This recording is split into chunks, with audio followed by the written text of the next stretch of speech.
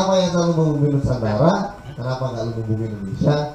Karena seperti inspirasi seperti yang sering saya sampaikan, kita terinspirasi dari Gajah Mada, kita terinspirasi dari Majapahit. Dia menguasai itu Nusantara, dan Nusantara itu ternyata tidak hanya Indonesia. Jadi Nusantara itu mulai dari Indonesia sampai Malaysia, sampai Thailand, Brunei, dan seterusnya. Dan itulah Nusantara. Makanya semoga Lumbung Bumi terus mengibarkan sayapnya hingga seluruh Nusantara, dan banyak teman-teman di luar sana yang terinspirasi dan ingin sekali seperti teman-teman yang sudah hadir hari ini. Hari ini tuh ribuan chat masuk di handphone saya sampai bingung saya mau jawab yang mana dulu. Dan seluruh teman-teman untuk ucapin ini, dan dapat salam juga dari teman-teman di Malaysia, teman-teman di Thailand, buat teman-teman Lumbung Bumi kita yang hari ini berjambore di sini. Mereka mohon maaf belum bisa hadir ke Indonesia karena terhalang oleh Neng Nona yang lagi tinggi-tingginya di wilayah Jabodetabek, terutamanya di Jakarta. Jadi mereka tidak bisa masuk lagi seperti biasa kayak kemarin, jadi sudah mulai agak sulit lagi. Makanya mereka titip salam, Ustaz mohon maaf, kami titip salam buat teman-teman semua untuk insya Allah mereka akan siap support dan bersinergi apapun yang ingin kita lakukan untuk mengembangkan produk-produk pertanian kita dan untuk mensejahterakan teman-teman kita hari ini.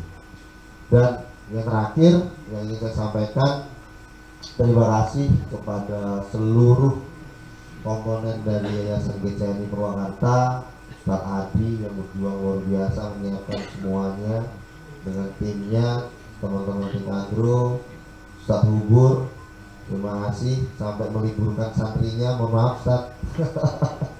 Jadi terima kasih banget buat semuanya dari teman-teman Pondok Pesantren GCNI Purwakarta yang sudah menyiapkan tempatnya untuk kita berjambore ria. Dan mohon maaf, saya sebagai wakil ketua yayasan dari Pondok Pesantren GCNI Purwakarta atas sambutan yang masih belum sempurna, atas tempat istirahat yang apa adanya ya, karena namanya jambore, karena awalnya itu kita pengen bikin tenda Pak, awalnya pengen pakai tenda, terus kemudian kita apa namanya tuh menggunakan karpet segala macam. Nah, khawatirnya hujan Pak. Di sini kalau hujan Masya Allah luar biasa rasanya, anginnya kencang sekali. Akhirnya dengan pertimbangan teman-teman panitia dan segala macam semuanya, dan keikhlasan dari teman-teman dari Pondok Pesantren GCNI sampai hari tadi terakhir menggeser santrinya untuk tidur digabungkan dengan santri yang lainnya, untuk teman-teman semua bisa istirahat di ruangan yang minimal kalau banyak orang jadi hangat Pak. Nah di sini ini kecuali Mas No sih enak, di sini tetap hangat ya. Kalau kepada Mas No itu di siang hari aja 15-17 gitu. Jadi buat teman-teman Lumbung Magelang aman lah kalau gitu. Makanya Mas No nggak pakai jaket sih, yang pakai jaket semua. Teman-teman Magelang nggak pakai jaket, kembel apalagi teman yang Mas Fauzan itu. Wah anginnya Masya Allah dinginnya. Jadi buat teman-teman yang dataran tinggi yang kelihatan lah perbedaannya. Teman-teman yang datang dari dataran tinggi pasti nggak ada yang pakai jaket gitu. Yang dari dataran rendah itu bawa jaket ya. Jadi sudah terbiasa dengan dinginnya. Saya sendiri sudah beberapa bulan ada di sini, tetap aja masih kedinginan Pak. Cuman alhamdulillahnya tangan saya yang kanan sudah nggak ngilu lagi. Masih ngilu sekali. Tapi alhamdulillah sudah beberapa bulan ini sejak kena dingin terus, alhamdulillah sudah mulai terbiasa. Jadi intinya bahwa segala sesuatu itu kalau dibiasakan terus, bertani sehat itu kalau dibiasakan terus ya, lama-lama nanti oh ternyata mudah ya, oh ternyata mudah ya. Yang sulit itu apa? Nanti kayak Mas ini ngecilin kobis kebingungan. Nah itu kenapa? Udah keseringan bagus, akhirnya si pertanyaan gede-gede Pak. Kobisnya tadi mana ya?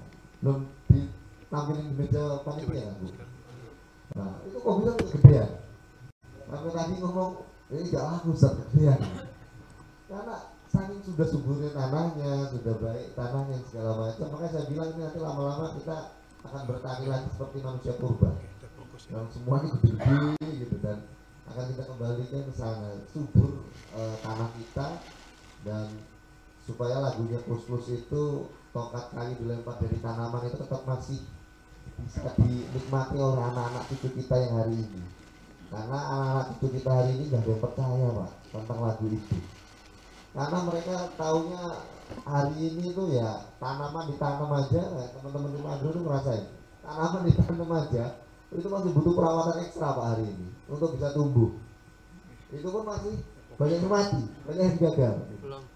Masa iya sih tongkat kayu dilempar dari tanaman? Nah itulah cita-cita kita ingin menjadikan Indonesia kembali seperti itu, bahwa tanahnya menjadi subur kembali, tanahnya menjadi sehat kembali, dengan cara bertani sehat dan menyehatkan untuk bagaimana Indonesia sejahtera.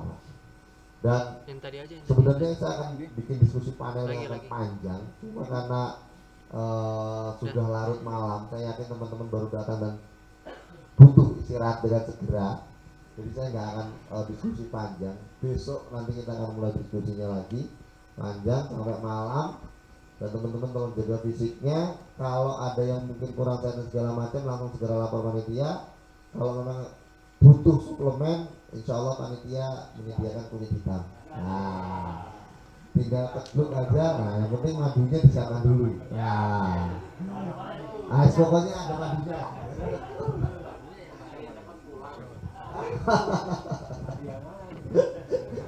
Jadi madunya tolong disiapkan.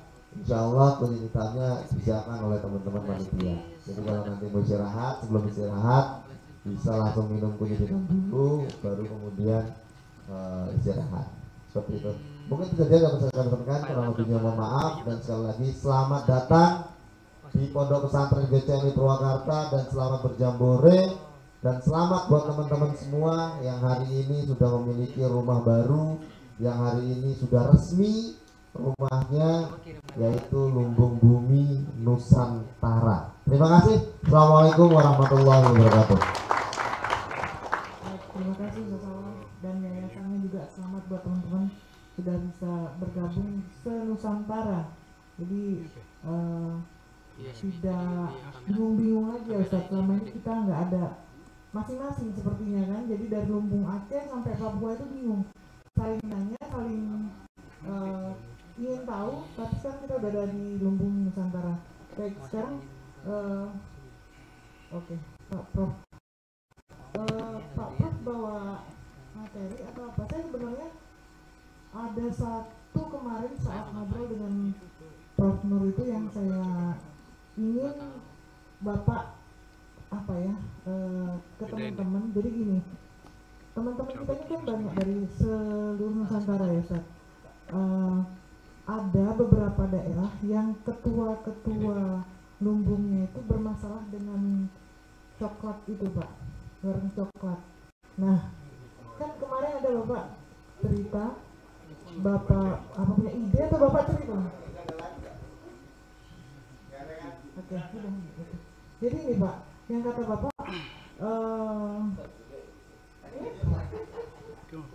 maksud saya gini, Pak Nur kemarin bilang demonstratif itu loh Pak. Jadi kita tinggal mengkomunikasikan aja dengan yang menganggap kita ini pesaing atau menganggap kita ini berbeda. Tinggal cara komunikasi yang benar. Insya Allah kita itu sebetulnya jadi solusi buat yang membuat mengatakan kita itu salah gitu. Itu Prof Nur yang ingin saya minta Prof Nur untuk bicarakan biar teman-teman di sini agak sedikit lega gitu. Silakan, Prof.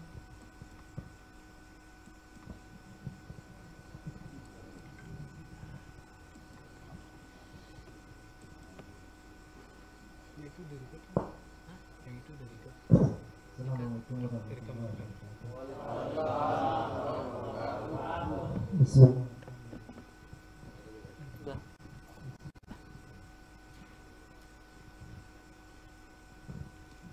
Bismillah, alhamdulillah, wassalatu wassalamu ala rasulillah wa ala alihi wa sahbihi wa mawalah amma ba'd. Pertama-tama marilah kita bersyukur kepada Allah SWT.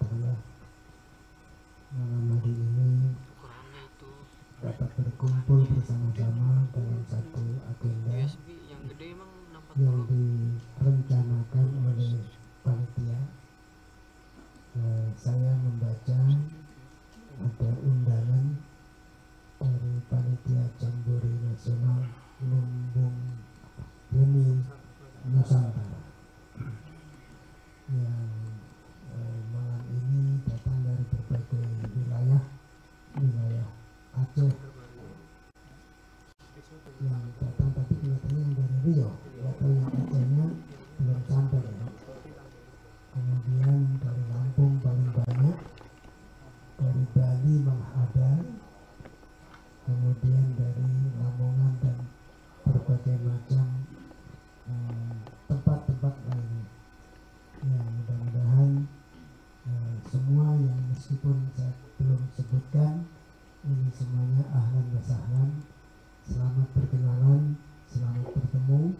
Mudah-mudahan Jambore yang dilaksanakan selama 3 hari ini betul-betul akan menjadi titik temu dari upaya-upaya kita untuk bersilaturahmi. Saya tadi mendengarkan apa yang diungkapkan oleh Dr. Zaidul Akbar yang mengingatkan kepada kita pentingnya kita ini memiliki pandangan akidah yang kokoh. Kemudian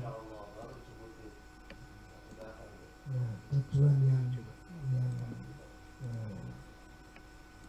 jelas hubungan kita dengan Allah SWT, dan yang diperlukan saat ini adalah beliau sudah mengungkapkan itu, bagaimana agar pesan dan ajakan kalimat tauhid ini bisa menggunakan kalimatnya, tapi juga tidak mustahil contoh-contoh penerimaan, bahwa kalau kita itu satu frekuensi, maka akan cepat kita itu juga bertemu, akan cepat kita untuk nyambung, akan cepat pula kita bersatu. Oleh karena itu, apa yang digambarkan oleh Rasulullah SAW, roh ini dilemparkan oleh Allah Subhanahu Wa Taala.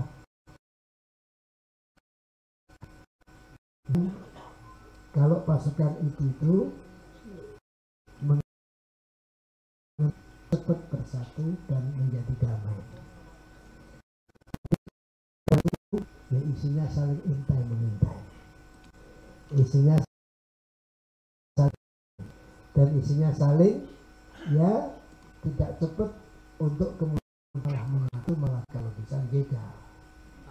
Nah, itu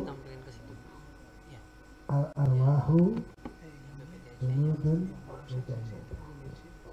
Jadi ini yang perlu dipahami bersama-sama. Oleh karena itu kita sebagai manusia ini yang berusaha untuk takarrub dan memahami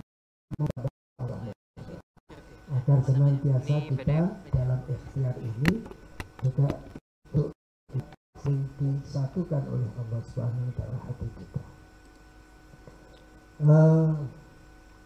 Saya mencoba untuk mengkomprehend lebih dahulu apa yang disampaikan pertama sekali saya bertemu dengan Ustaz Syawal. Di malam ini saya bertemu, alhamdulillah, ya bagaikan saya kalau di Amerika ketemu dengan orang Bangladesh, juga tetap dia adalah orang masjid. Jadi rasanya nyambung. Ketemu dengan orang Timur Tengah juga mereka menggunakan salam, nyambung juga. Tapi bisa jadi kalau kita ini assalamualaikum sesama orang Indonesia nggak nyambung. Karena salamnya kurang tulus. Ini salah satu penyebabnya itu begitu. Coba sekarang kalau ada orang berhaji, ketemu itu sebelumnya saja sudah pengen senyum. Jadi kalau dapat salam jadi enak juga. Nah kalau kita ini kadang-kadang salamnya itu nggak diikuti dengan ketulusan kepingin menyatu satu sama lain, sehingga menyebabkan kita ini menjadi orang yang agak-agak setengah curiga, setengah jangan-jangan, setengah ini, setengah itu, dan lain sebagainya. Makanya hilangkan perasaan-perasaan kedaerahan kita, perasaan-perasaan ya asobiah kita dan lain sebagainya, kecuali ada kalimat yang tadi Pak Zaidul Akbar katakan, bagaimana kita itu berusaha menyatu dan di bawah naungan satu komando, yaitu Allah Subhanahu wa Ta'ala. Jadi enak kita sudah kalau ketemu orang itu rasanya iya dia pasukan Allah. Jadi kalau salam pun juga assalamualaikum, jangan assalamualaikum. Ya benar salamnya, sama-sama salamnya, tapi rasanya itu ada sesuatu yang belum plong. Jadi ini perlu dipraktekkan pada diri kita yang akan 3 malam kita berjambore. Yang mudah-mudahan kita itu berusaha untuk menyatukan segala, menyatu di dalam fisik yang berdatangan dari berbagai daerah, dan menyatu di dalam gagasan karena kita sedang memiliki gagasan, menyatu di dalam sharing praktek karena ilmu-ilmu yang sudah dimilikinya ini untuk dibagikan agar ini menjadi sesuatu kekuatan yang sifatnya sinergi. Jangan malah saling menghambat, saling ngikut, saling mengurangi dan lain sebagainya. Nah, ini yang ada. Oleh karena itu, apa yang ya tadi baru disampaikan oleh Bu Ita ya, kok maksudnya malah ke sana gitu. Saya nggak ngerti apa yang dimaksudkan ini ya. Jadi kemarin itu waktu beliau menyampaikan, memang ini ada semangat, yaitu semangat untuk mengkoreksi kesalahan praktek nasional. Kalau saya malah ingin menyatakan, tolong kalau bisa bahan presentasi saya kalau ada dan bisa disampaikan, coba siapkan aja. Karena ini nanti jawabannya di situ, Bu. Ini bagian. Jadi bukan hanya kesalahan dan perasaan nasional yang tadi sedang dikoreksi, yaitu prakteknya penggunaan pestisida, aneka pupuk kimia di dalam praktek-praktek dunia perikanan, dunia peternakan, dunia pertanian dan lain sebagainya, yang seolah-olah itu mengakibatkan bukti-bukti ilmiah kerusakan yang terjadi di kawasan pertanian atau kawasan perikanan atau kawasan perikanan dan sebagainya. Nah, kalau saya malah ingin mengatakan bahwa ini sudah menjadi kesadaran dunia, bukan hanya problema yang ada di nasional, akan tapi adalah kesadaran dunia bahwa dunia saat ini sejak tahun 1992 ini ngomong sedang lanjut dinaikkan lagi terus. Nah, di sini sejak 1992 itu telah ada komitmen yang disebut dengan Millennium Development Goals (MDGs) tahun 1992, yang sebelumnya sih sudah ada tahun 80-an kesadaran ini dan lain sebagainya. Di MDGs tersebut dulu ada kesadaran bahwa ada problema tentang kemiskinan, ada problema tentang kesehatan, ada problema tentang kerusakan lingkungan hidup, ada problema tentang masalah macam-macam tentang ketidakadilan yang diakumulasikan menjadi 8.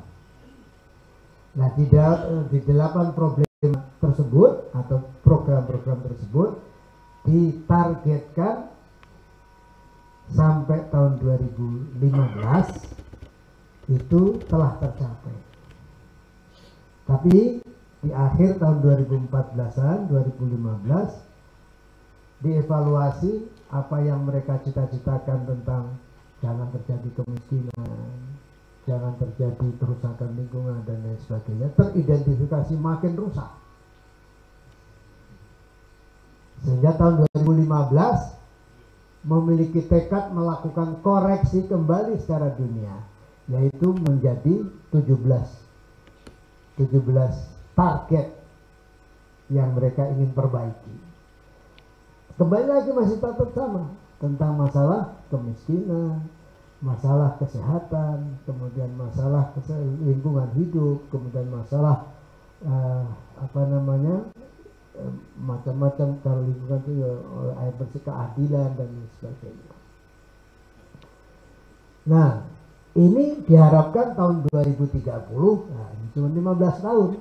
Kalau dulu 25 tahun, sekarang 15 tahun. Kepinginnya tahun 2030 beres, berkurang 50%. Gitu.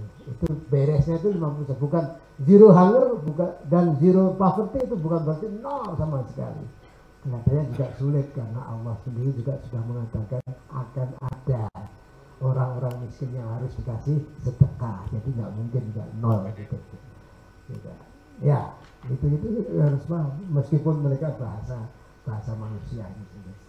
Nah, dari kondisi ini coba balikin di atasnya, bukan balik di atasnya, turun. Nah, dari kondisi itu gimana Indonesia? Gitu. Nah, Indonesia ini adalah negara kepulauan yang membentang cukup gede, yang memiliki biodiversitasnya nomor 2 di dunia setelah Brasil. Inilah concern yang salah satunya itu adalah Ustadz Syawaludin punya pendekatan pemanfaatan salah satu biodiversitas yang ada di Indonesia. Mudah-mudahan ini nanti akan bisa coba lihat itu potensi yang ada, berapa jenis yang ada di situ untuk makanan, untuk minuman, untuk buah-buahan dan lain sebagainya, itu kaya sekali. Tapi faktanya Indonesia nggak mengatakan buah saja masih impor, kemudian pangan impor, kemudian tepung ikan impor dan lain sebagainya. Lanjut, sekarang naik ke atas, naik terus naik.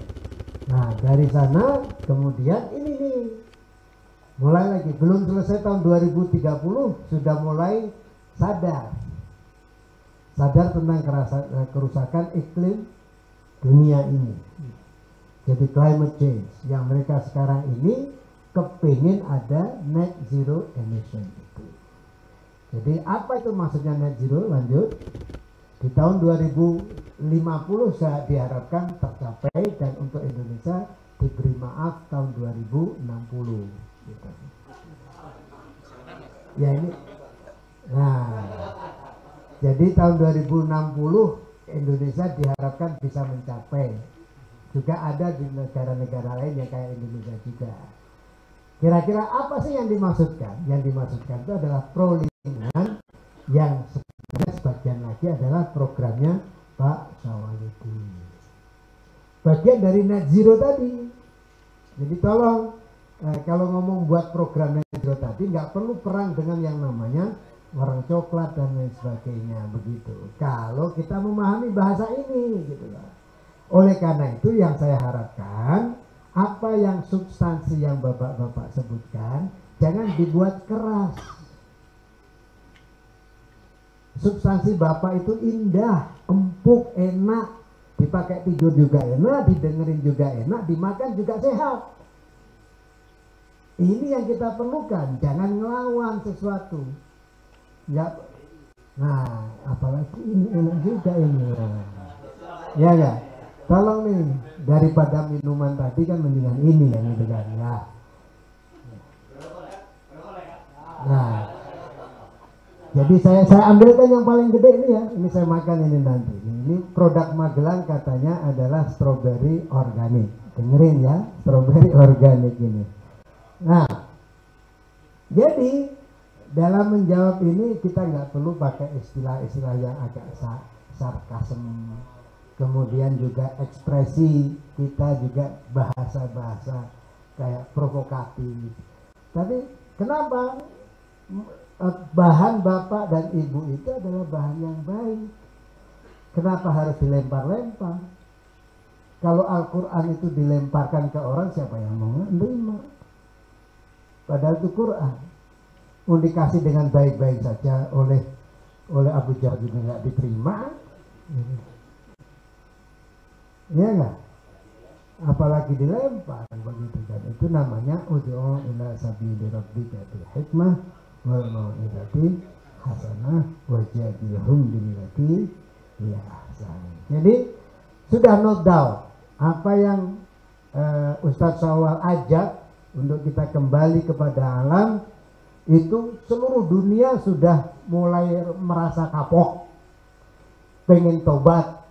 Gimana cara memfasilitasi tobat? Itulah yang sebenarnya ibu ajak.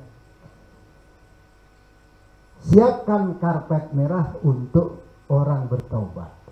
Dan dunia ini saat ini itu. Jadi kalau kita itu mempersilahkan dan mengajak pertobatan dengan benar, insya Allah siapapun, kecuali yang memang niatnya pengen berengkel kayak Abu Jahal begitu kan, itu kecuali. Nah, saya kira itu jawabannya. Ayo tolong dilihat lagi. Nah, apa amanah ini? Nah, gunakan ini juga. Kalau mau membawa kepada konservasi ketahanan pangan, perbaikan produk pertanian yang sehat dan lain sebagainya, gunakan ini. Ini adalah cita-cita Nusantara kita. Nah, lebih enak kan? Melindungi segenap bangsa dan seluruh tumpah darah Indonesia. Memajukan kesejahteraan umum, mencerdaskan kehidupan bangsa, ikut melaksanakan ketertiban dunia. Ini amanah berdirinya negara kita. Jadi Bapak nggak perlu ada kesan menjadi perongrong nasional kita. Tapi justru mau membangun dan memperkokoh serta mengajak wibawanya bangsa Indonesia secara bersama-sama. Sehingga rahmatan lil alamin itu semakin bisa segera dirasakan. Peradaban Islam. Nah, kalau Pak Zaidul Akbar tadi kan tauhid. Nah, wujudkan Islam yang tadi disampaikan dalam lembaga pendidikan yang komprehensif tadi, ya ini bisa. Dalam negara kita juga menghendaki yang sama. Bagaimana kita menunjukkan ajaran peradaban Islam rahmatan lil alamin ini bisa membumi ke masyarakat dengan praktek-praktek yang sebenarnya sudah dirintis dalam dunia pertanian, dunia perikanan, dunia peternakan, ditambah lagi dengan IT-preneurship, ditambah lagi dengan agro-preneurship, dan lain sebagainya. Saya kira itu bagiannya. Lanjut. Nah, ini kalau tadi ada kerusakan di dalam produksi, saya ingin menyampaikan bahwa dalam kajian bersama antara negara Indonesia dengan tambahan dana hibah dari Eropa, melakukan kajian tahun 2021 sampai 2020-2021 berakhir. Kajiannya apa? Kajiannya ingin menunjukkan bahwa orang Indonesia ini terlalu orang pemboros. Kayak begini ini sangat banyak yang dibuang kemana. Udah jadi begini, kayak gini ini nanti, ini contohnya yang paling gampang begini. Udah disuguh-suguhkan gini tinggal makan, ini pun juga terus dibuang, nggak habis. Kemudian kalau prasmanan juga seperti itu, ngambil dewek, nggak habis dewek, dibuang. Dan dibuangnya itu barang yang sudah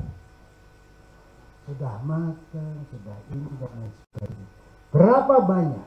Ini yang saya kepingin sampaikan sebenarnya sekarang. Hasil kajian ini yang paling penting. Kalau tadi Ustadz Syawal adalah mengajak bagaimana berproduksi yang baik, saya adalah mau mengajak bagaimana memanen yang baik, menangani yang baik, memproses yang baik, memanfaatkan yang baik. Namanya food loss and waste. Tinggal panen saja. Ini adalah panenan yang terbaik. Adalah memanen pada bagian-bagian yang termasuk belum digunakan. Nanti pada akhirnya sampai pas di pemasaran, ini adalah hanya yang bagian pas yang digunakan saja. Nah, kalau yang diambil yang sudah begini, ini nanti bentar lagi ini akan dibuang. Buang lagi. Padahal ini sudah dimanfaatkan. Harusnya diambil yang agak hijau-hijau. Nah, alhamdulillah karena udah kejauhan dari Jawa Timur. Kemudian, nah, berapa food loss and waste ini? Ini yang luar biasa. Tolong dilihat datanya. Ini kajian perang ini. Kajian wong sak berkabrek dari orang Bappenas yang menunjukkan bahwa selama 19 tahun berturut-turut sejak tahun 2000 sampai 2019 teridentifikasi setiap tahunnya itu kehilangan 23 sampai 48 juta ton makanan dibuang percuma. Kalau per manusianya itu kira-kira 115 sampai 184 kg per kapita per tahun terbuang kayak ini tadi. Buang klotek, nggak dimakan. Nah itu nanti bagian yang berikutnya nanti lanjut. Coba itu perhatikan apa kerugiannya. Seandainya itu dikumpulkan 23 sampai 48 juta ton itu dikumpulkan, bisa memberi makan 61 sampai 125 juta orang. Nah, pasukannya Yayasan Lumbung Bumi Nusantara berapa orang? Kan baru 9.000 kan, belum sampai jutaan kan? Itu udah kemakan semua itu. Ya ya. Ya, ini sampai 60 juta bisa ngasih makan itu.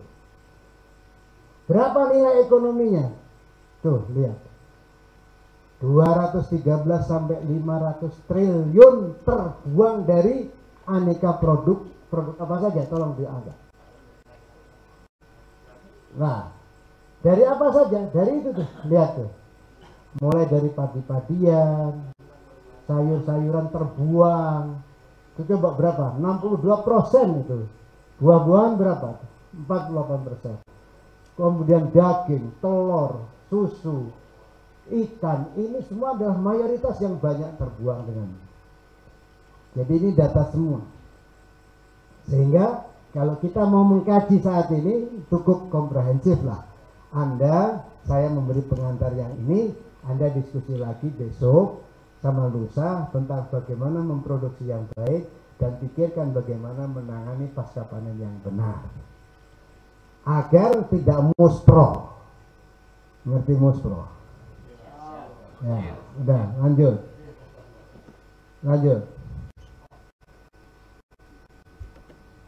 Ayo lanjut. Nah, ini kira-kira efek rumah kaca. Nah, sekarang stop. Nah, di sini kalau tadi adalah efek rumah kacanya dari sampah itu mengakibatkan pemanasan global karena sisa-sisa makanan itu akan membuat gas metan dan lain sebagainya. Lanjut. Itu data semuanya, tinggal didistribusi aja oleh panitia. Anda datang nggak difoto juga nggak apa-apa, sekarang moto lebih baik karena biar punya kenangan, apalagi moto saya gitu kan. Ya, nah di sini tolong dilihat itu. Jadi dari total besaran yang 23 sampai 48 juta ton tersebut bisa memberi makan kepentingan energi yang orang Indonesia kekurangan 45%. Dia bisa memenuhi 23 sampai 47%. Kemudian kekurangan protein ada 36%, terpenuhi 30 sampai 50%. Berarti kita ngambilin sisa-sisa makanan saja udah cukup untuk memenuhi kekurangan protein kita. Ya, ngambil sisa-sisa untuk bisa mencukupi kekurangan zat besi kita. Ini faktanya. Nah, di dunia ini ternyata Indonesia itu menduduki ranking kedua paling mubazir. Secara keagamaan siapa yang paling besar di dalam kemubaziran? Ternyata juga orang Islam juga, Arab Saudi. Jadi fakta dunia ini saat ini perlu memanggil di mana dakwah Islam yang saat ini diajarkan oleh Al-Quran. Kita itu dilarang untuk mentadbir kan, tapi ternyata Eropa lah orang pelaksana, orang yang paling geni, orang yang rapi. Di Singapura rapi, di Jepang rapi, sampai di beberapa tempat yang ada di Eropa itu kalau kita order makanan kok nggak habis, ditinggal di situ langsung dicas, didenda. Untuk apa dendanya? Ditetapkan oleh negaranya. Didenda itu dalam rangka untuk biaya beresin sampah ini, karena dia nanti akan diberikan kepada tukang sampah untuk mengolah waste manajemennya. Jadi ada cost-nya. Oleh karena itu kalau kita itu order dalam satu makanan tertentu, meskipun duit kita sendiri, tetap disuruh bayar lagi tambahan agar ada cost untuk beresin sampah kita untuk diolah manajemen oleh pemerintah. Pemerintahnya lebih Islami. Nah, ini yang kita perlukan kira-kira. Nah, mudah-mudahan prakteknya GCNI itu nanti akan meluber kepada sampai pengambil kebijakan. Lanjut lagi. Nah, ini saya nggak perlu jelaskan panjang-panjang, tapi inilah faktor-faktor penyebab terjadinya besarnya food loss and waste.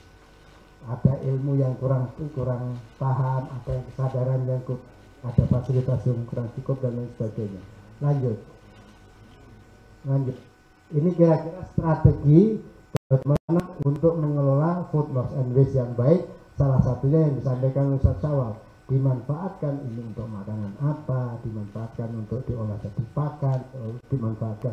Kalau saya nemu di jalan itu saya ambil, kemudian saya masak juga nggak apa-apa meskipun sudah di jalan, asal kita bersihkan. Kemudian kalau saya dikasih makan seseorang dalam satu kotak atau satu apa begitu, saya makan kok ada sisa, kemudian saya tutup lagi, saya bawa pulang. Kalau saya merasa nggak bisa menghabiskan, saya bawa, nggak mungkin saya berikan kemudian akan dimanfaatkan orang lain. Nah, kemudian kalau misalnya ini salah satu contoh, saya dikasih minum seperti ini, kok saya nggak bisa menghabiskan, saya tutup, saya bawa pulang. Karena ini duit. Nah, ini harus ada kebiasaan bahwa ini adalah kita itu tidak memubazirkan. Ini barang yang diberi orang atas dari ikhtiar, berjuang, beli, dan ini bermanfaat. Lanjut. Nah, kira-kira ini. Wa tidal qurba haqqahu wal miskina wa ibnas sabili wa la tubadzir tabdzira. Ini adalah ayat amanah Allah Subhanahu wa taala.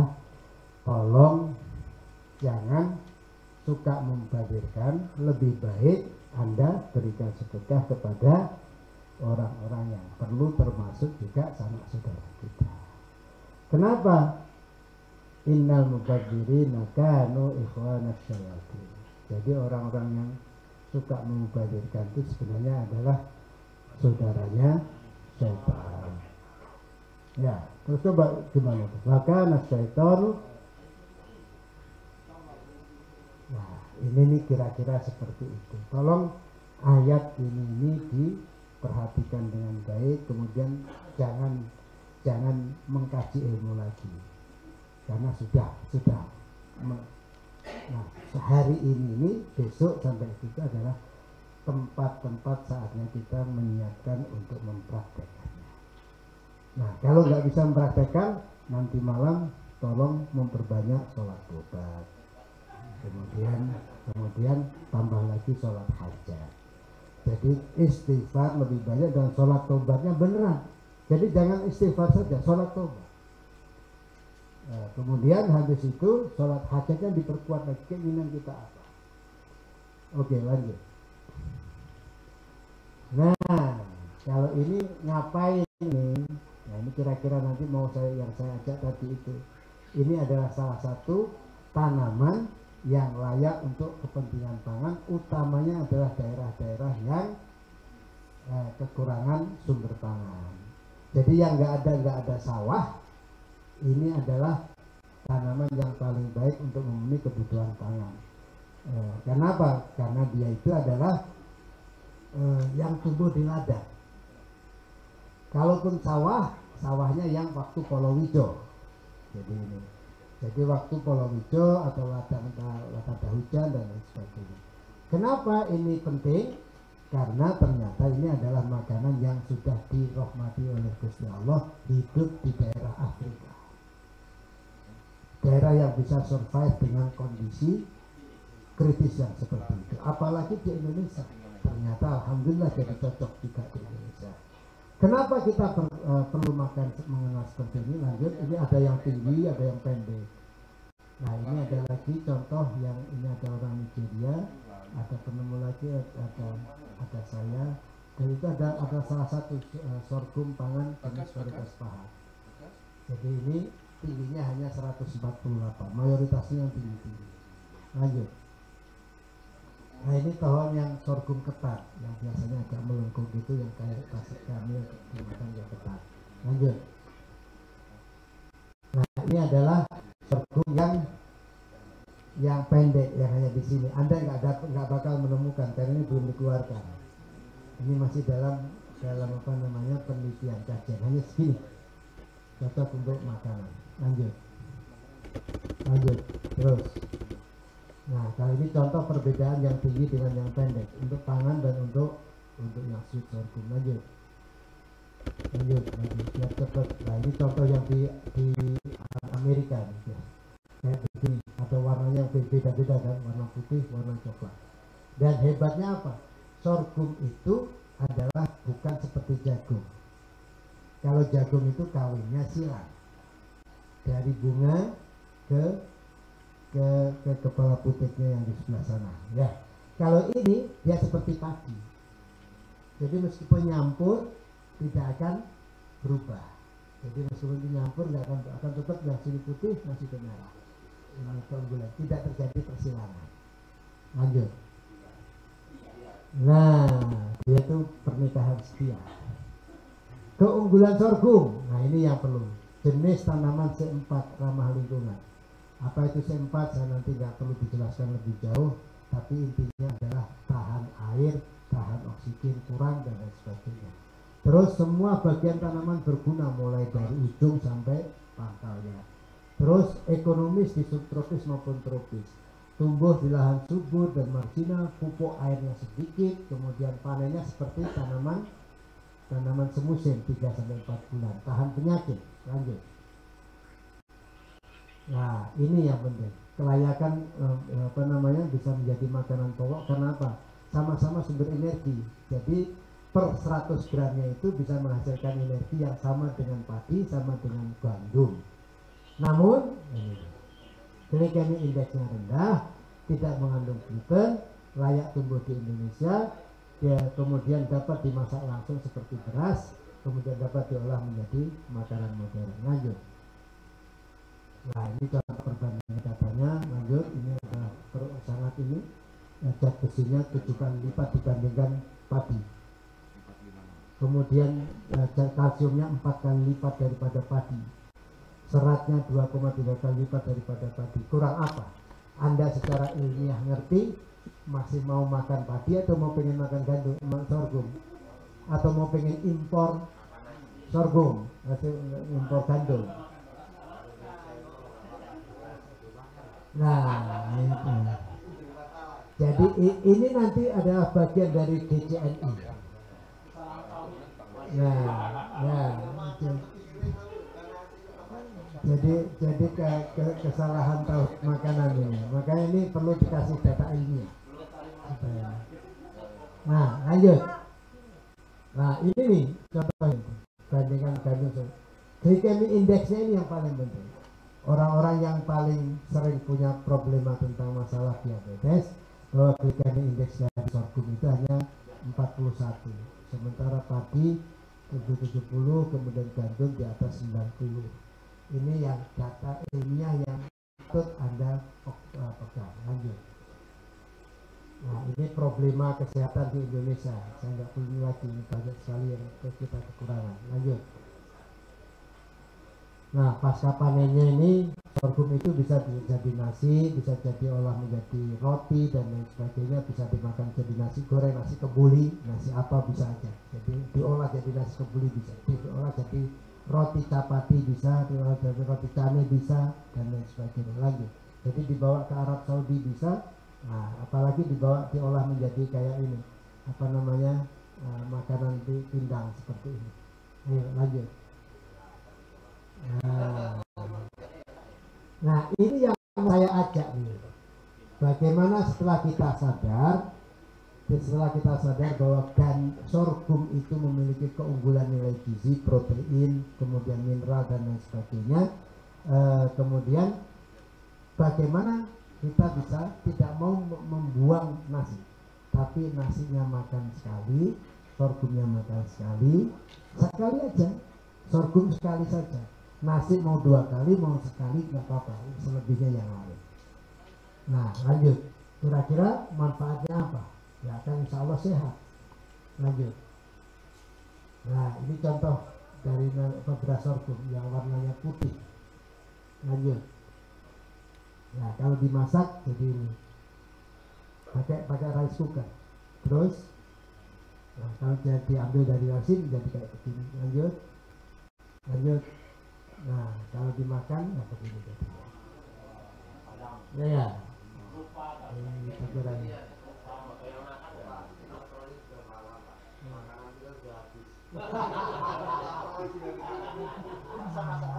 Nah, ini adalah contoh yang sorghum putih, ya kan? Lanjut. Sekarang sorghum merah.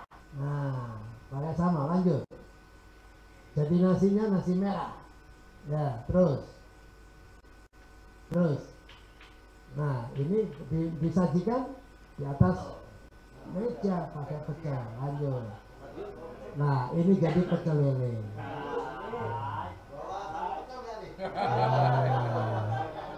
Jadi saya tadi itu awalnya mau bawa beras supaya masak di sini di rice cooker di sini.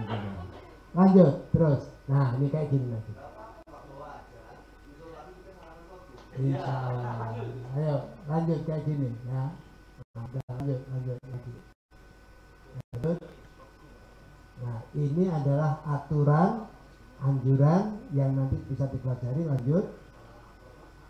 Nah, ini adalah menu pola makan juga yang Anda bisa pelajari. Lanjut. Ini pilot project. Ini yang mau saya ajak. Ini projectnya ini. Kayak apa kira-kira akan memiliki nilai ekonomi, dampak ekonomi dan sebagainya. Lanjut. Jadi saya hanya tahapannya begini. Gerakan konsumsi 1 porsi per hari nasi sorghum dengan aneka masakan Nusantara. Diawali di lingkungan anggota koperasi atau yayasan Lumbung Bumi Nusantara. Ini ternyata tadi sudah ada Lumbung Bumi Nusantara. Saya masuk koperasi karena yang undang saya koperasi Lumbung Bumi Sejahtera. Jadi itu saya jawab. Oke. Jadi ini tadi saya awali di lingkungan anggota koperasi Lumbung Bumi Sejahtera. Terus menerapkan di lingkungan pondok pesantren. Kemudian mengajak masyarakat, NGO, dunia usaha dan pemerintah. Baru kita harapkan penerapan konsumsi 1 porsi nasi sorghum di Indonesia akan tercapai. Ini tahapannya. Kira-kira ini. Lanjut. Nah, ini nilai ekonominya. Kira-kira akan memutar perekonomian sampai 300 triliun per tahun. Kira-kira seperti ini. Ini kira-kira yang harusnya menjadi bahan perbincangannya sampean di dalam diskusi selama langsung gratis, Pak. Karena ada tulisannya Jambore itu sudah ada. Ya, lanjut. Nah, ini kira-kira Ini contohnya, kalau orang Tegal akan makan nasi sorghum dengan warung Tegalnya. Lanjut. Nah, orang Padang akan makan nasi sorghum dengan rendangnya. Lanjut. Ayo, nasi sorghum Betawi, orang Betawi bisa pakai nasi sorghum dengan Betawinya. Lanjut. Gabus pucungnya orang juga bisa. Bisa. Nah, ini nasi Sunda. Nah, ini orang Sunda akan bisa makan nasi sorghum dengan ini. Lanjut. Nah, ini nasi goreng di hotel. Ini waktu pernikahan ada nasi goreng sorghum. Lanjut. Nah, ini bisa ternyata dari tepung sorghum bisa jadikan dessert, jadi ini lanjut. Nah, ini adalah kue bugisnya. Lanjut, mendut itu. Lanjut. Nah, ini bolu. Roti bolu bisa, cake. Lanjut, murni itu, wingko babat ini. Karena di sana itu sudah ada 400 hektar tiap tahun di babat itu. Di Lamongan. Lamongan, deh. Mana Lamongan itu. Lanjut. Di daerah babat. Wingko sorghum ini, lanjut lagi. Nah, ini egg roll, bisa dibuat egg roll. Ini sudah ada dijual di Depok. Lanjut. Nah, ini ada sus kering, lanjut lagi. Ada, oh itu contohnya. Bawa saya contohnya, tinggal lihat itu. Lanjut. Nah, lanjut. Pop sorghum ada, lanjut lagi. Nah, ini bagian. Lanjut. Nah, aneka tinggi, lanjut kata seperti itu. Lanjut. Ini contoh-contoh dari produk yang unggul dari sorghum. Anda tinggal pelajari, lanjut karena datang dari berbagai daerah, nanti tinggal ini. Lanjut terus. Nah, ini bentuk juga sorghum bioguma. Lanjut lagi. Bioguma 2, terus. Bioguma 3, terus. Pahat. Terus samurai 1. Lanjut. Nah, terus samurai 2. Nah, terima kasih. Untuk selanjutnya di bawahnya ini seluruhnya ada terus naik terus. Nah, makanan Aceh terus makanan Medan ini. Nah, ini ternyata keluar ini saya. Nah, ini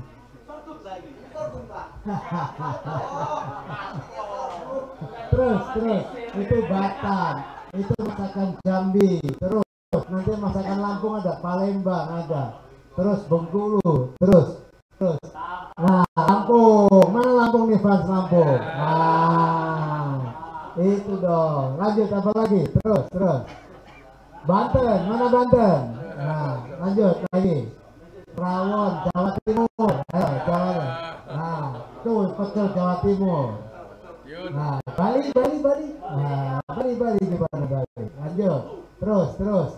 Masakan NTB. Terus. Lanjut terus. Nah, Anda bisa bayangkan sebenarnya karena sorghum itu bentuknya seperti beras, hanya bulat.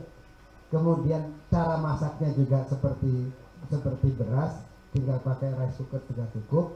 Ini sangat layak, rasanya juga netral, sehingga layak untuk menggunakan aneka menu Nusantara yang sudah ada, nggak perlu merekayasa. Wah, ini enak betul lah.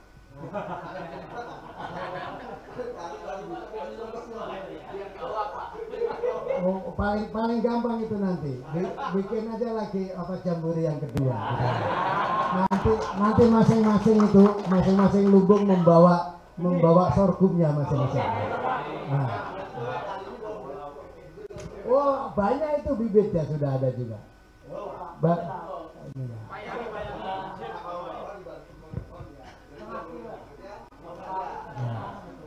Pokoknya tinggal cari siapa yang sudah mulai punya kemauan menanam. Nah, nanti bisa diberikan. Ya, saya kira yang ingin saya sampaikan. Jadi terima kasih, mudah-mudahan ini bermanfaat untuk intro kita agar kita menjadi bagian dari solusi pembangunan peradaban Islam Wassalamualaikum warahmatullahi wabarakatuh. Alhamdulillah, terima kasih Nur Mahmudi. Nur Mahmudi Ismail. Insya Allah nanti kalau ada Koperasi Lumbung Bumi ada acara lagi kita undang dia ya.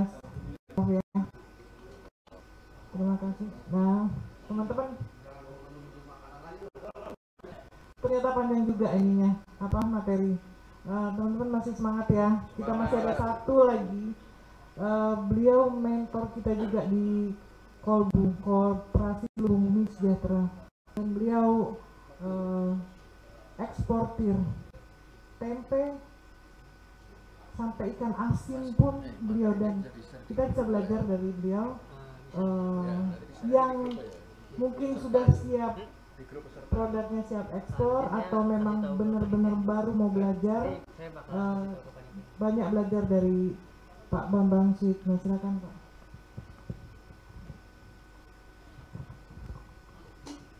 Bismillahirrahmanirrahim. Assalamualaikum warahmatullahi wabarakatuh. Alhamdulillahirrahmanirrahim.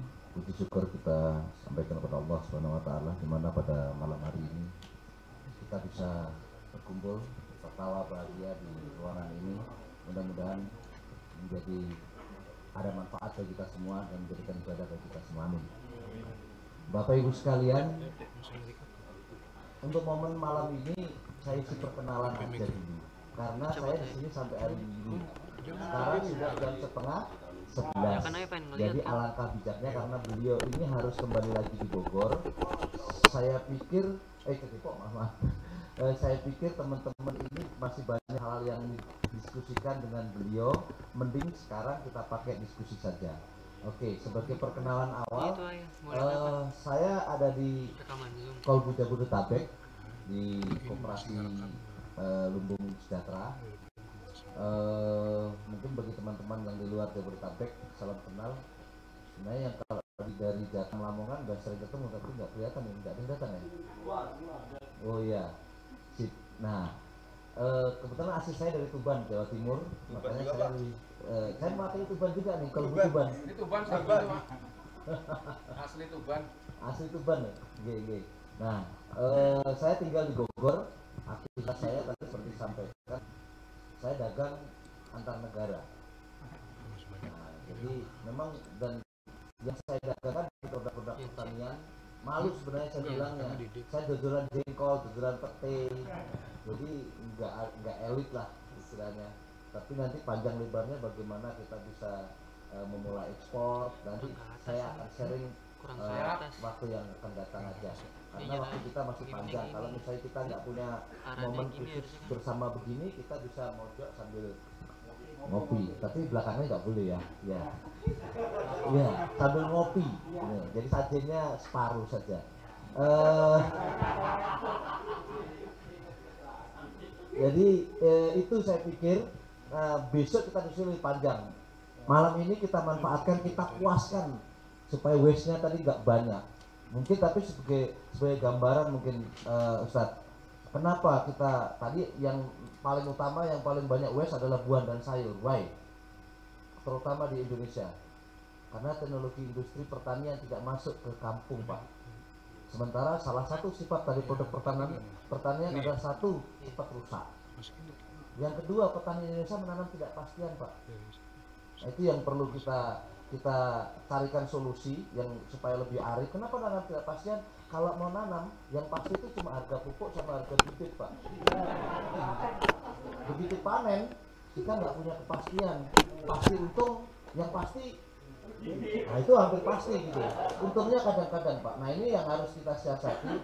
Kenapa? Makanya saya lihat tadi waste-nya, kenapa ya kok bisa buah dan sayur? Itu karena itu sifat dari produk pertanian, terutama buah dan sayur itu cepat rusak. Dan teknologi pertanian, teknologi pasca panen kita itu tidak sampai ke sana. Saya tahun 2009 2010 merancang beberapa kawasan agropulitan, termasuk di Bengkulu. Ada di Bengkulu nggak? Kawasan agropulitan itu master plan-nya yang buat saya. Terus yang di Cianjur, itu juga saya ikut terlibat membuat master. Tapi realitanya membangun agropolitan itu hanya cerita di kertas, implementasinya ternyata tidak semudah yang dituliskan. Itu jujur, saya sebagai penulis sebenarnya malu juga, tapi itu realitanya. Kenapa? Memang tidak bisa hanya kita aja, tapi memang harus semua sektor gitu. Nah itu Pak yang mungkin menjadi kami dari si petani ini yang menjadi supaya gimana waste buah supaya turun, waste sayuran supaya turun, salah satunya itu Pak. Terima kasih Pak, monggo teman-teman yang mau ada yang ditanyakan monggo. Hari ini saya serahkan semua waktunya. Iya, karena langsung balik. Kalau saya sampai hari Minggu. Oh, ada pertanyaan? Ya, itu kan ditanyakan. Oh iya, jawab dulu berarti. Bentar ya. Nggak tahu full screennya gimana. No.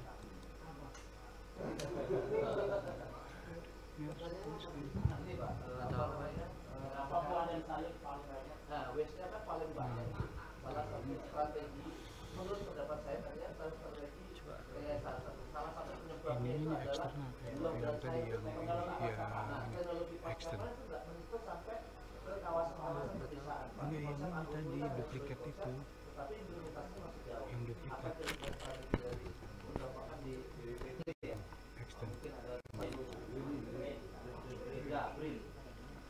Bril dari BPT karena Bril ada Ya, juga. Monggo.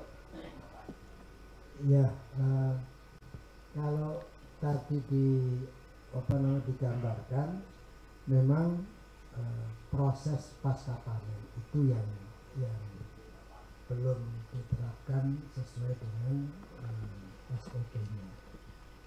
Nah, faktor-faktor utamanya sebenarnya adalah diawali dari petani yang tidak memiliki sarana untuk panen yang benar, untuk memiliki sarana angkut yang benar, kemudian juga pasar yang kemudian requirement-nya juga seadanya. Jadi ini saling mengkait antara spek pasar kemudian sarana yang ada. Contoh yang paling gampang misalnya pisang. Pisang itu dipanen adalah sambil dipanen didudukin sama orang di atasnya kan gitu kan.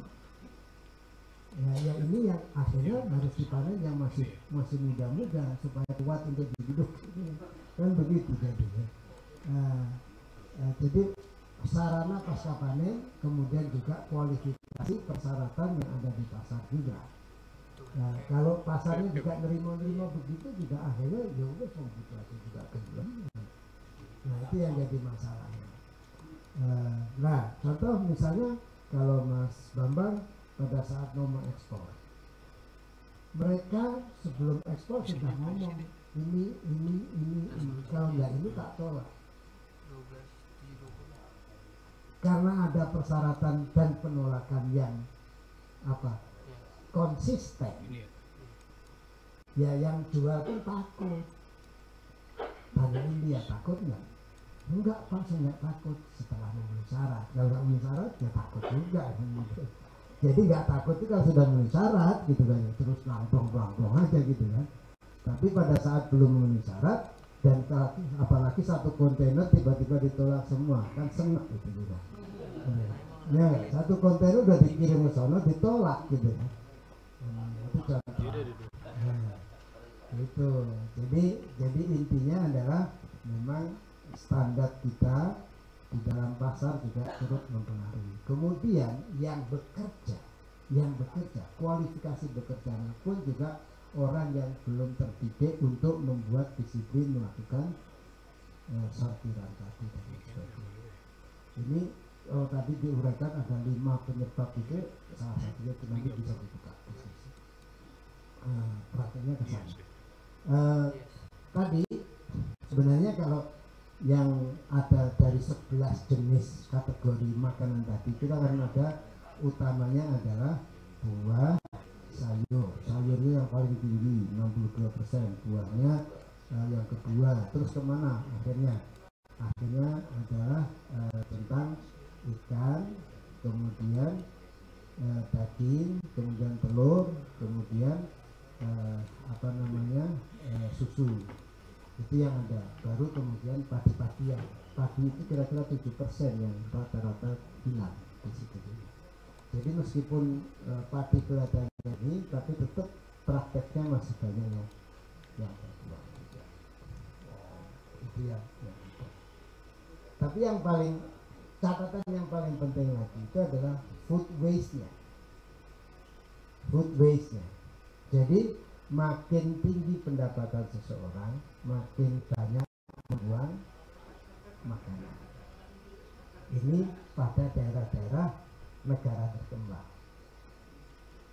Jadi negara-negara berkembang itu agak-agak sok dikit gitu. Mulai rotok kaya dikit, makin kayak perperante gitu.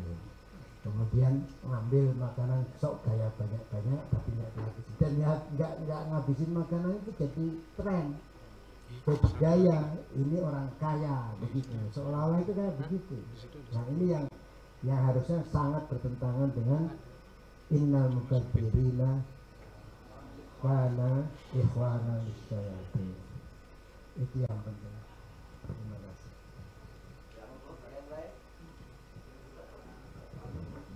Pak, saya ingin nanya nih tentang, karena saya pernah juga melakukan penelitian tentang penerapan tentang zero waste. Gitu. Salah satunya di pondok kami itu menerapkan itu. Jadi kami menerapkan pada santri kami, kalau ada satu butir yang tersisa, maka nanti dia nggak makan nasi sorenya. Jadi kasih makan, jadi makan untuk habis begitu. Nah, tapi dalam kenyataannya di dalam perjalanan yang nggak habis itu ternyata di dapur, Pak. Bukan di piringnya teman-teman gitu. Misal gini, tadi yang Bapak ceritakan, sisa ini kebuang, daun-daun ini kebuang, kan nggak mungkin, Pak. Kita makan, ya mohon maaf ya, daun-daunan yang kayak gini gitu kan. Kopis kan pasti yang kita makan yang putihnya, nggak mungkin yang hijaunya begini gitu. Kemudian kita makan sawi putih kan juga nggak mungkin yang di bagian luar yang seperti yang kita makan gitu kan. Nah makanya di kita itu menerapkan kita nanam embek. Jadi kita melihara kambing, kita melihara ayam gitu kan, kita melihara puyuh. Nah salah satunya untuk makanan mereka gitu loh. Nah tapi ternyata dalam penelitian saya juga belakangan kemarin, ternyata penyumbang gas rumah kaca itu adalah tertinggi itu adalah peternakan, Pak. Jadi penyumbang gas rumah kaca tertinggi itu peternakan gitu. Yang dimana kita pikir, oh tadi awalnya kita ingin menjadikan ini zero waste gitu ya. Tapi ternyata kok malah tambah solusi, tambah masalah lagi yang lain renetannya gitu. Nah sebenarnya apa sih yang Bapak pernah lakukan di Green gitu ya tentang konsep zero waste yang betul-betul hasilnya zero gitu dan betul-betul tidak merusak lingkungan lagi dan tidak menghasilkan gas rumah kaca yang tinggi lagi dan sebagainya. Nah itu seperti apa Pak konsepnya? Mohon izin. Seperti yang ada dalam bahan presentasi tadi, sudah diterima oleh internasional bahwa kita tidak akan bisa melakukan aktivitas tanpa waste. Tapi bagaimana kita mengoffset itu membalancing, ya, membalancing. Jadi itu mengimbangi. Kalau kita menghasilkan di sini, penggantinya yang mana untuk itu? Jadi artinya pada saat kita itu mau menggunakan energi, bahwa kalau energinya menggunakan yang biasanya itu adalah menggunakan karbon. Nah ini jangan menggunakan karbon, akhirnya bentuknya adalah renewable energy. Apalagi kalau menggunakan listrik tenaga air, luar biasa itu, tenaga Gusti Allah, benar itu. Listrik tenaga surya itu juga luar biasa, tenaga Gusti Allah itu. Listrik tenaga angin luar biasa juga, itu adalah tenaganya Allah. Nah kalau enggak listrik tenaga panas, nah itu masih juga renewable. Kalau tidak lagi, ya akhirnya menggunakan batu bara. Batu bara itulah yang harus dikurangi dengan cara tadi nambahin itu. Nah, sekarang pada saat kita itu lebih besar mana kalau kita itu membiarkan sampah. Kalau ini tadi kan saya menganjurkan, saya tidak menganjurkan ini dimakan kita, tapi meminimalisir yang ini kita buang, yang putih. Makanya ini kalau bisa membawanya memang masih tetap ada yang hijau, supaya yang putih nggak hilang gitu ya. Karena putih nanti kita makan, gitu. Itu aja. Jangan membuat sampahnya yang bisa dimakan. Yang nyampah yang mana? Yang hijau aja nggak apa-apa. Nah, yang hijau nyampahnya kemana? Nah, hari tinggal kita diskusi. Memang kalau dimakannya kepada embek, maka akan menimbulkan tambahan lagi ada gas metan, ya kan? Ini pun juga kalau dibiarkan jadi gas metan juga, kan gitu. Yang ada adalah bagaimana mengurangi. Nah, sekarang tinggal dihitung, ini busuk jadi gas metan berapa, kalau jadi embek jadi gas metan berapa, kan begitu. Kalau berkurang itu sudah bersyukur, karena prinsipnya kita mengurangi ini tadi. Apalagi ada bahan-bahan probiotik lagi, mikrobiologi, yang kalau ditambahkan ke bahan makanan hijauan seperti ini yang dimakan oleh ruminansia dan lain sebagainya tadi, itu akan meningkatkan daya cernanya. Kalau meningkatkan daya cerna, maka akan mengurangi jumlah metan yang terbentuk juga. Jadi mikrobiologi tertentu kalau diramu dengan baik akan meningkatkan kualitas pakan ternaknya tersebut, yang akan mengurangi jumlah gas metan. Nol nggak bisa, karena memang itu harus tetap ada dan itu milik Gusti Allah gitu. Jadi nggak perlu diperdebatkan yang ada di situ. Yang ada adalah offset. Nah, kira-kira begitu.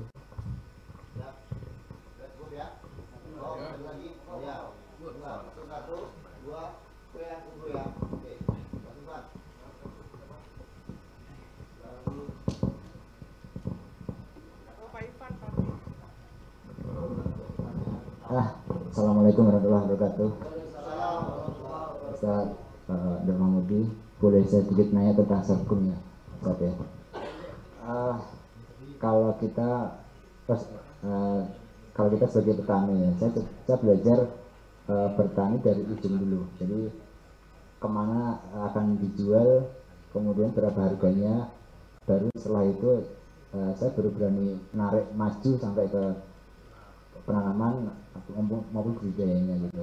Nah, tentu kan yang Bapak tadi ceritakan itu kan cerita indahnya ya, sorghum itu seperti itu. Tetapi kan kalau kita bertani banyak ketidakpastian ya, tadi sampaikan Pak Bambang itu tentang keekonomianya lah. Nah, sekarang itu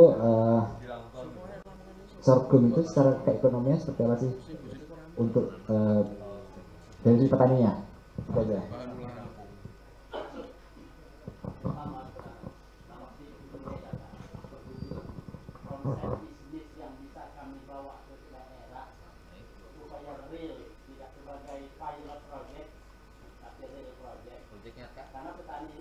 Sudah terlalu lama masuk ke komplek para company, ujung-ujungnya cuma jual bibit, Pak, yang akhirnya kesejahteraan. Itu aja terusan dari yang pertama. Terima kasih. Masih ada lagi? Enggak kan? Oke. Mengapa saya katakan pilot project? Karena saya menghindari, saya tidak boleh menjadi propagandis. Jadi saya tidak berniat menjadi propagandis. Justru saya hati-hati dengan semangat yang saya ketahui bahwa Koperasi Lumbung Bumi Nusantara ini atau Bumi Sejahtera ini dengan Yayasan Lumbung Bumi Nusantara tersebut adalah koperasi dan yayasan yang ingin mandiri, dimulai dari produksi dan mengkonsumsi Kalau perlu pelan-pelan baru memasarkan. Yang perlu diketahui adalah seluruh produksi itu yang paling baik adalah mengetahui rencana pemasarannya.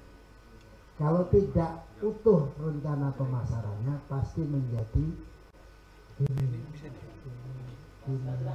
iya begitu. Jadi jangan kita melepaskan orang tanpa kepan. Maka yang saya ajak membuat pilot itu adalah membuat rancangan demand, rancangan off-taker. Kalau nggak pasti off-takernya jangan main-main. Karena apa? Nanam sorghum seperti yang tadi saya katakan, tingginya segini. Yang diambil cuma segini. Oh. Nah, jadi cuma segitu, sedikit. Kira-kira nggak sampai 10% beratnya dibandingkan dengan itu. Jadi bisa 50 ton yang jadi beras, jadi padi cuma sekitar 5 ton. Jadi kira-kira segitu biomasanya. Jadi kita akan berhadapan dengan biomasa pasca diambil bijinya kalau ngomong tentang pangan. Makanya yang perlu dipikir adalah biomasanya yang namanya daun sama batang itu mau diapain harus jelas. Kalau kita sudah merancang jelas itu rencananya mau manfaatkan apa, bijinya mau diapain, mau sekaligus jadi pakan atau mau jadi pangan, itu juga. Jadi kalau kita mau berbisnis sorghum harus juga jelas off-taker dan pemanfaatannya yang komprehensif menjadi bioindustri. Kalau tidak seperti itu nanti terulang dengan bentuk-bentuk tanaman yang lain. Nah saat ini kan ini komunitas orang berpikir. Jadi saya senang ada diskusi seperti ini. Saya tidak ingin mengajak dan membujuk bapak-bapak untuk membeli bibit. Jadi kalau mau nanam untuk siapa itu yang perlu dilakukan. Makanya yang saya ajak itu misalnya ini contohnya. Kalau ada pondok pesantren yang santrinya itu 1000, maka bisa nggak saya ajak bicara, Pak, kira-kira mau nggak sehari sekali makan sorghum? Oh, kalau dengan 1000 murid, kira-kira kalau sekali itu 1 bulan perlu berapa kilo?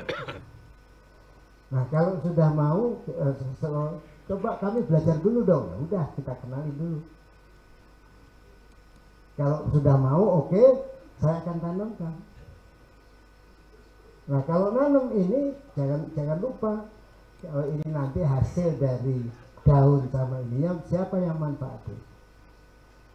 Ini harus jelas. Oh harus punya mitra peternak. Nah ada di situ. Jadi itu manfaatnya kira-kira. Nah, kemudian semua pokoknya intinya adalah dirancang off-takernya. Terima kasih.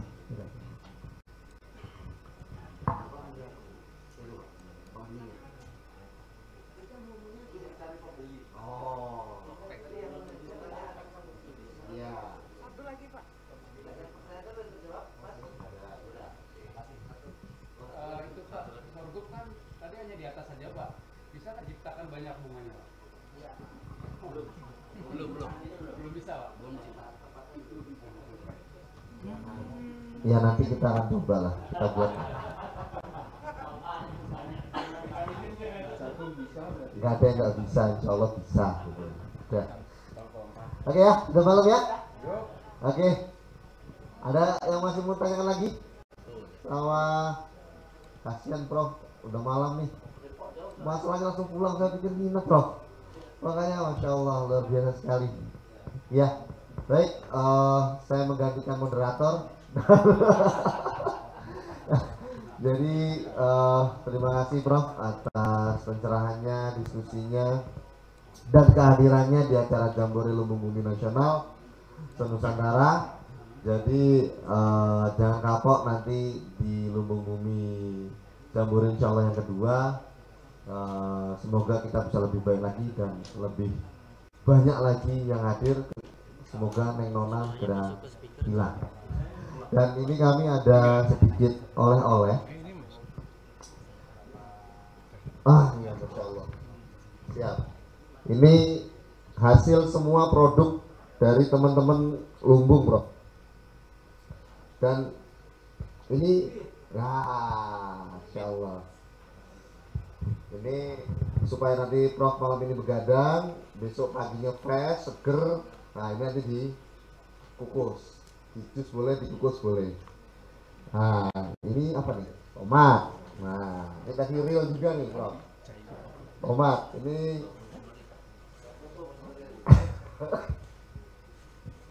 kemudian ada ini jeruk. Oh, ada. Iya. Jeruk kita ini depan, jeruk kopong.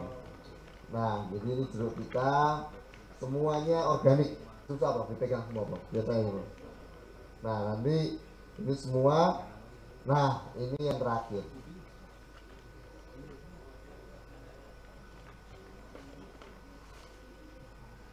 Nah, langsung tahu Bro. Masya Allah. Nah, ini beras kita. Ini namanya beras mentik susu wangi. Nah, nama pendeknya Mensua. Nah, mentik susu wangi. Nah, ini beras unggulan Lumbung Bumi, dan alhamdulillahnya saya kemarin ternyata sekarang terstatement bahwa teman-teman Lumbung itu menjadi khasnya yaitu mentik susu. Jadi waktu saya presentasi di beberapa perusahaan itu mereka langsung tahu, Ustaz mau presentasi tentang mentik susu ya.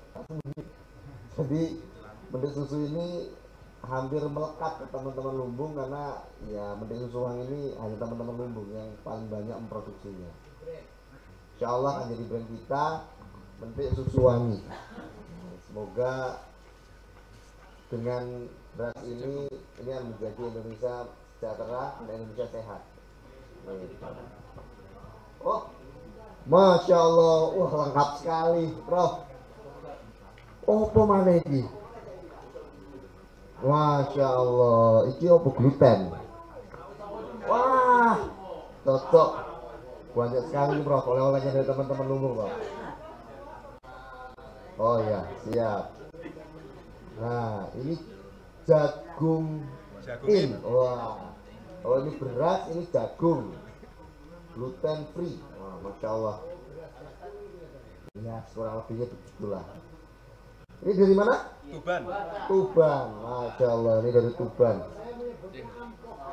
Nah, tuh. Oh ini kayak mie instan loh ternyata. Jadi tinggal masuk. Wah ini cocok nih. Tadi kalah tuh sorghum tuh, masih di rice cooker dulu ya. Nah, ini nggak perlu cooker itu. Langsung dengan bumbunya. Oh, jagung instan, Masya Allah, keren. Iya. Nah, alhamdulillah. Nah, ini sawo. Ini taruh bawah dulu. Masya Allah, wanginya luar biasa. Ini sawo kelangenan saya. Tahun lalu teman-teman dari Lamongan bawa ini ke rumah. Jadi kelangenan. Jadi pengen punya pohonnya. Enggak dikirim-kirim setahun lebih. Masya Allah, alhamdulillah. Jadi, nah ini buahnya, rasanya enak banget. Saya ucapkan terima kasih. Mana beras mentiknya dulu. Nanti nggak bisa dikomentari. Ya. Pertama saya ucapkan terima kasih Ustaz Syawal atas kesempatan undangan bersama-sama saat ini dan malam ini melakukan diskusi bersama bersama dengan para komunitas Lumbung Bumi Nusantara yang datang dari berbagai lumbung-lumbung di seluruh provinsi di Indonesia. Mudah-mudahan diskusi ringan yang berjalan malam ini yang melibatkan Dr. Zaidul Akbar, Ustadz Ahmad Syawaluddin, Bang Bambang Suyitno. Nah, ini saya langsung saya apal, bukan Suyitno tapi Suyitno gitu. Ini pakai kaf yang benar, Suyit gitu. Suyitno gitu. Dan dengan salah satu contoh produk brandingnya Lumbung Bumi Sejahtera, yang yaitu beras mentek susu wangi, ada wanginya. Mudah-mudahan ini akan menjadi bagian dari kontribusi ketahanan pangan nasional di Indonesia, dan juga upaya untuk melestarikan dan memperbaiki kualitas lingkungan hidup di Indonesia juga. Kemudian aneka produk-produk pertanian organiknya dengan praktek pertanian sehatnya, apakah itu gubrisnya, apakah itu sawinya, apakah itu tomatnya, nah,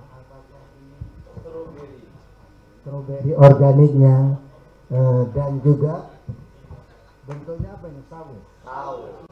Sawo apa ini? Sawo jumbonya, tidak kalah pentingnya juga ada wingko babatnya. Tapi yang saya rasakan tadi, ini apa ini? Ini talasnya agak kayak ketan, jadi enak ini. Tadi saya sudah cicipin satu. Jadi terima kasih, mudah-mudahan ikhtiar dan perjuangan dari teman-teman untuk melakukan pertanian organik, yaitu praktek pertanian sehat ini akan memperbaiki kualitas dari lahan persawahan dan pertanian kita yang mengalami penurunan kualitas akibat dari penggunaan aneka pupuk kimia. Mudah-mudahan kontribusi dari kehadiran pupuk berbasis mikroba ini diharapkan memiliki kontribusi untuk memperbaiki kembali kualitas dari lahan pertanian dan perkebunan di Indonesia ini. Terima kasih, selamat. Assalamualaikum warahmatullahi wabarakatuh.